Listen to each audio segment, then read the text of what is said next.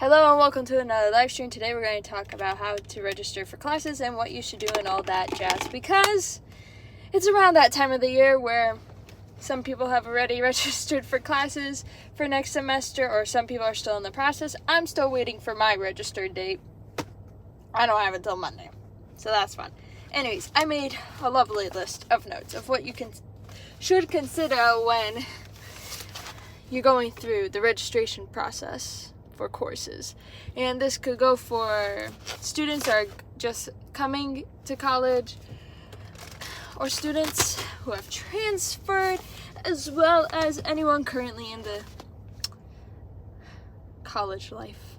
Because ain't it fun? Let me tell you. Registration, stressful, but we're here to help you figure out ways to make it less stressful. So yeah.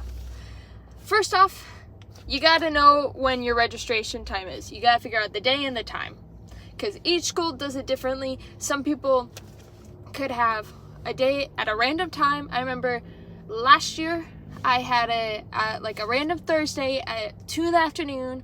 Well, this year everyone has it on a Monday at 8 a.m. It just depends which week you have it.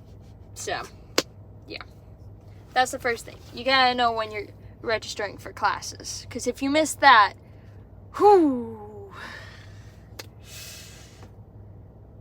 have fun. That's all I gotta say for that. Anyways, first step, you gotta figure out what classes you gotta take.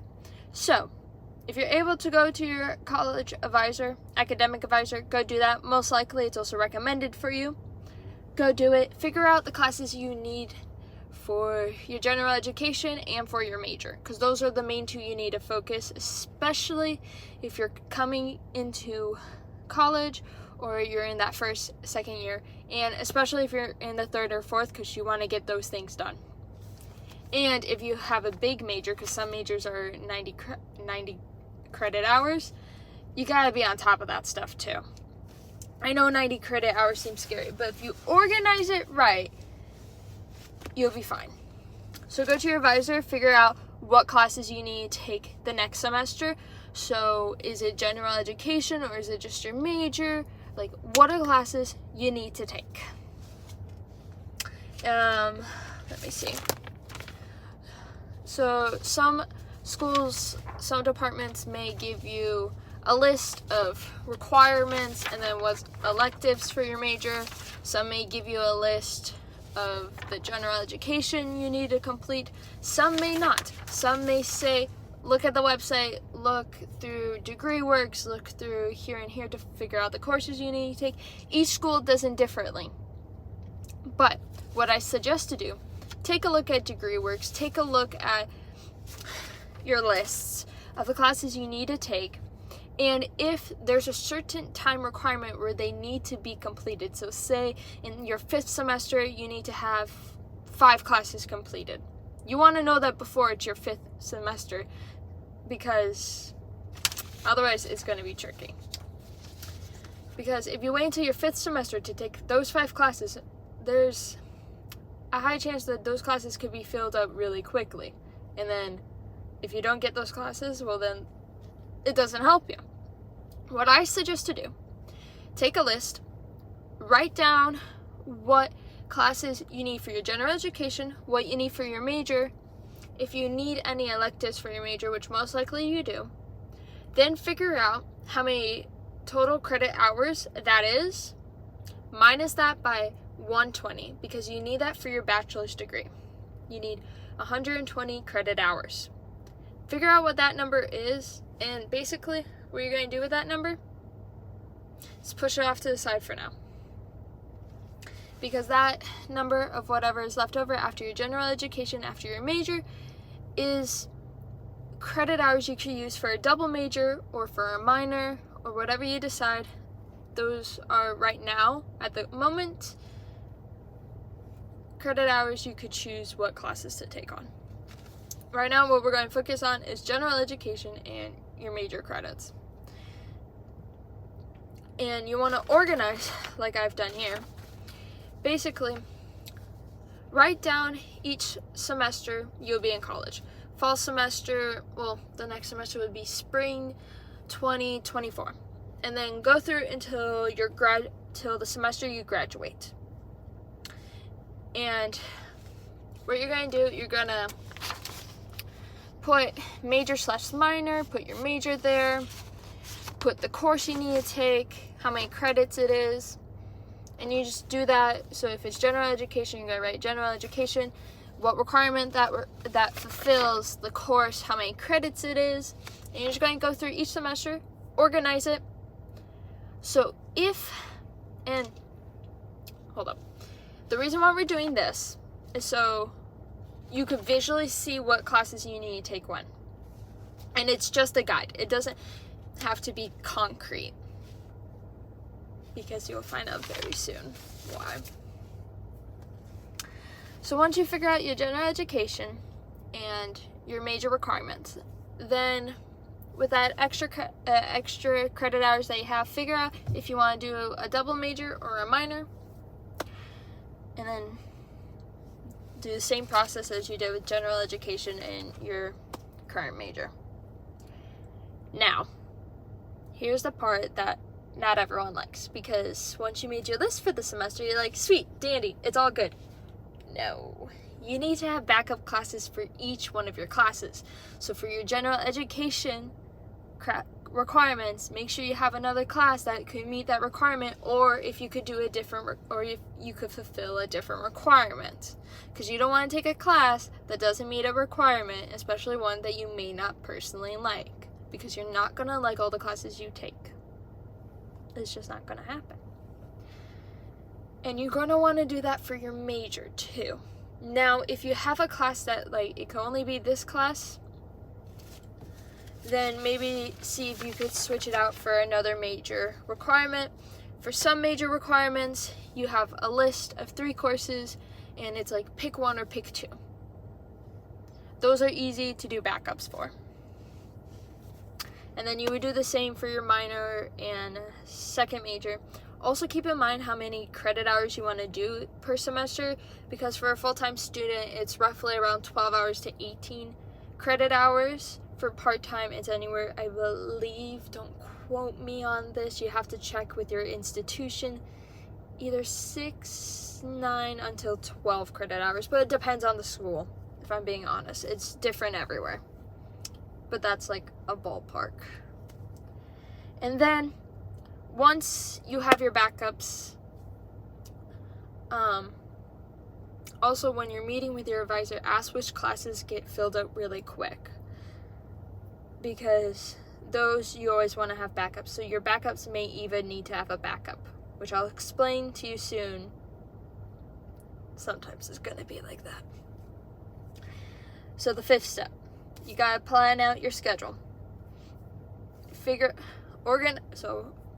Organize your planned out schedule, organize your backups, which backups are going to be for which course, for which class, because you want to make sure you're fulfilling your general education and your major classes, major requirements first, and you want your backups to correspond with that, because you don't want to be taking all general education and then none for your major. No. Well, depending on where you are in your degree, but generally, no. And then you're going to want to check the system you use to register for classes, to check which classes still have space in them and which do not. Also, when you're I was supposed to do this for part 5. When you're planning out your schedule, you gotta figure out what time you want to start your day with courses, and what time you want to end ideally. Keep this in mind. This is your ideal situation. If it was a perfect world, this is what you would want to start, when you want your breaks, when you could eat, when you want to be done. Keep in mind that most likely you're gonna go to the gym or have a job and have time to do homework in one day. Keep that in mind, or throughout the week in general, or have other activities, and most clubs meet in the afternoon. So if you want to be a part of things, keep that in mind, that you may want your afternoon clear. Now maybe one afternoon or 2 afternoons you have a class. That's fine. But you don't want 5 days a week stuff in the afternoon unless that works for you. That could. For some people, they work in the morning and have classes in the afternoon. Other people have it the other way. Whatever works for you, but just keep that in mind. Also, now on to 6. Daily check if there's space in the classes you originally planned to register in. Because I've had this happen at least already twice this week, where one class, all the seats were taken up. And I went for my backup.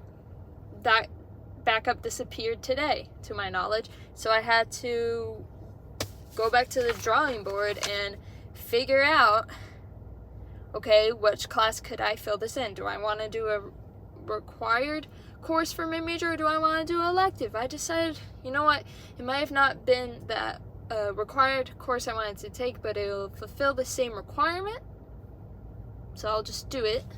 Sorry, notification. So it will just be done with and I don't have to think about it for the following semester. So yeah.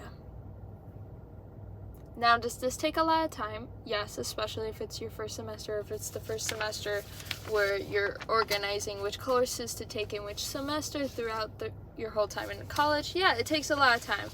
But when you're registering for courses, at the time you have your registered ticket, by having your backups and potentially your backups, it's gonna make registering for courses less stressful. Because I remember last year, it was stressful no matter what. But last year, I did not take the time to organize which courses I needed for which semester. And I had backups. Okay, if I'm being honest, I don't quite remember what happened last year. I just knew it was kind of stressful. And yeah. But this year I'm trying to fix that. Because registering for this semester was a little bit stressful, but that's because I transferred, so there was a bunch of things I had to do beforehand before I could register. This semester I'm trying to make it more, just less stress. So I know at least 1, 2, 3, 4, 5 courses towards either my current major or towards my general education. Sorry, lost my voice a bit there. And then like 2 courses towards something I'm just trying next semester, and yeah, that fills up my whole schedule actually. But yeah. The main thing is make sure you're doing your general education and your major requirements first before touching anything else. You could have one course that's like, you know, I'm really interested in this. I know it's not a major requirement or a general education requirement, but it's just one course out of my whole semester that I just want to try out. If you could do that, go do it. But just keep in mind that may result in you taking more classes to make sure you're on the right path to graduate in the time you're expected to. So, but if you have to take a semester or 2 more, or how many more semesters you need to take, that's also fine. It's your life, your decisions. This is all just a suggestion. You could choose how to take this information as you choose. Now, I believe that's all I have for today. It's all I have written on my notepad that I legit scrambled a few minutes before. As you can see, I legit brought my blue light glasses even. Like, I was running out the door to make this video for y'all. And yeah, we're just trying to make registration less stressful, because we all need less stress in our lives. And if this video helped you at all, be sure to subscribe and hit the notification bell so you know when I'm back with a live. But so far, we have been, I think, 5 days in a row, and I think that's pretty good, because that means I'm doing something right. Yeah, figure of speech. Yeah. But anyways, I'm yours truly, Olivia Ritt, and we'll see y'all next time. Bye, y'all.